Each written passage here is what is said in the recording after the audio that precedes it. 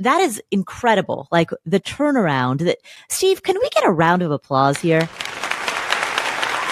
That's huge. So huge congratulations to you.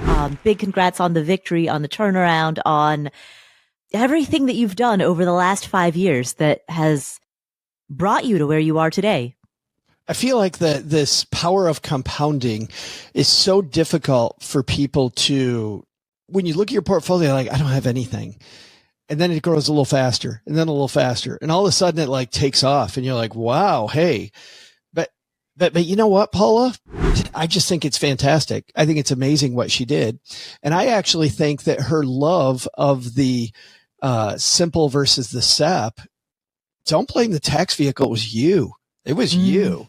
You saved the money. You put the money aside. The tax vehicle didn't put a dime aside. You put the money aside. And the tax vehicle doesn't matter. You matter. It's so good. So good. Speaking of tax vehicles, to your questions, you can contribute to both your solo 401k and an employer-sponsored 401k. You can contribute to both plans, but the total amount, the maximum amount that you can contribute as an employee across all plans is $23,000. That is the limit in the year 2024. Now, the employee portion of the contribution is different from the employer portion of the contribution. And so the employer portion stands separate. You as your own employer, being self-employed, what's cool about having a solo 401k, if you run your own business, is that you can open a Roth 401k, a Roth solo 401k. And that's, entrepreneurship, business ownership has so many advantages.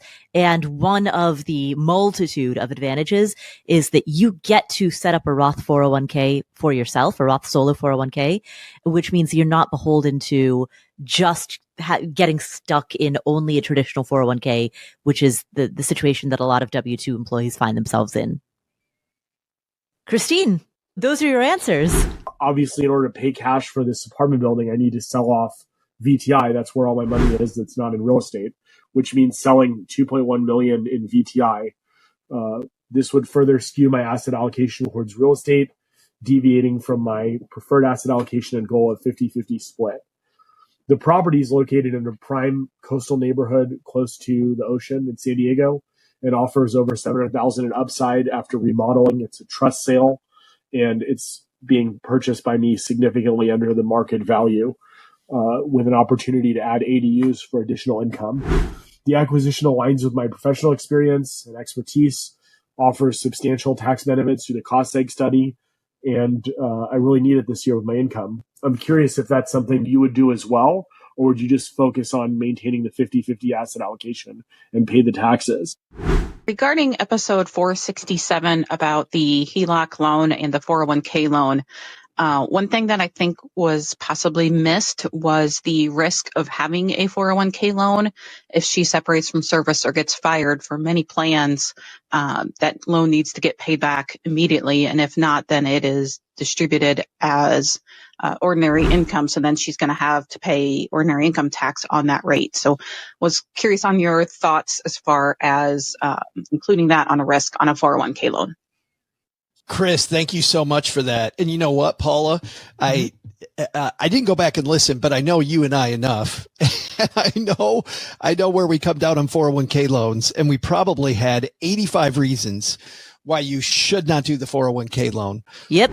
If we missed it, Chris, it was reason 867. And I love that you bring that up. That's an important thing people need to remember, Paula, because exactly what Chris is talking about.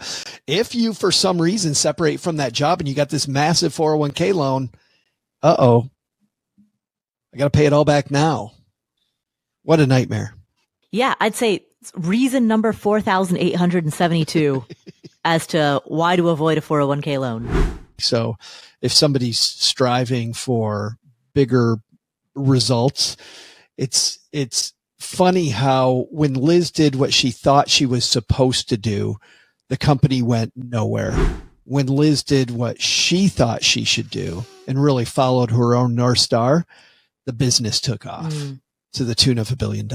So two fantastic mentors we've had lately on Stacking Benjamins. That's great. And founders often have good gut instincts.